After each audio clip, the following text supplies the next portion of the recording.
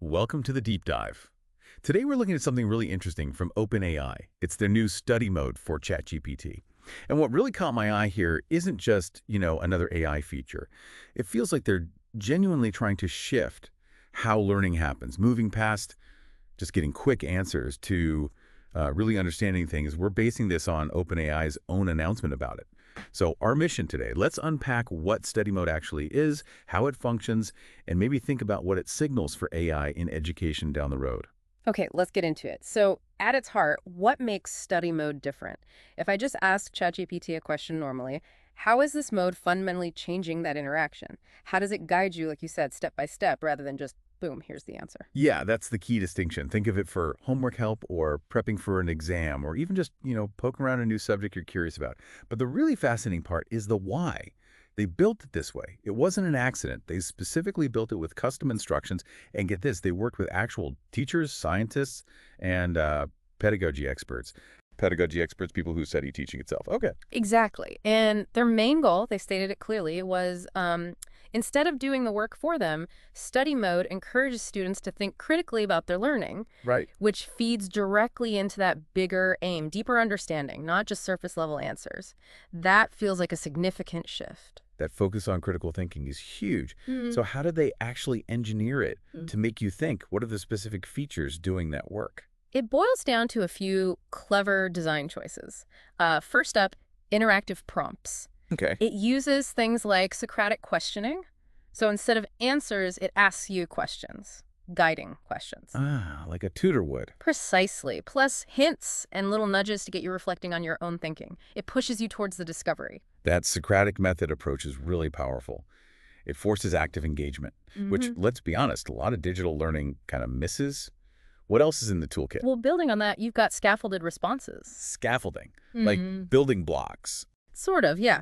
Information is presented in logical steps, broken down so it's manageable. You're not just hit with a wall of text. Right. It highlights the connections between ideas and carefully manages the cognitive load so you're not overwhelmed. Okay, and I heard something about personalization. How Yeah. deep does that go? It seems quite deep.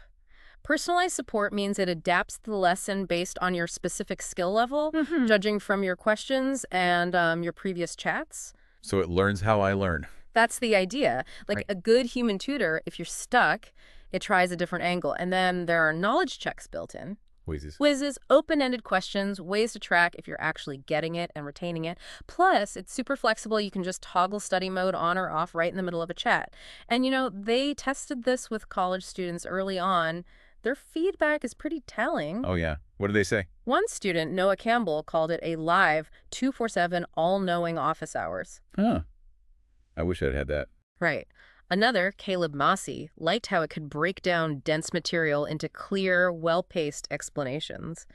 And Maggie Wang described it as a tutor who doesn't get tired of my questions. A tutor who doesn't get tired, that hits home. That's a huge selling point right there. Yeah. So who can use this now? It's rolling out pretty broadly. Free users plus pro team accounts. And they mentioned ADU plans are coming soon, too. Wow, so wide access.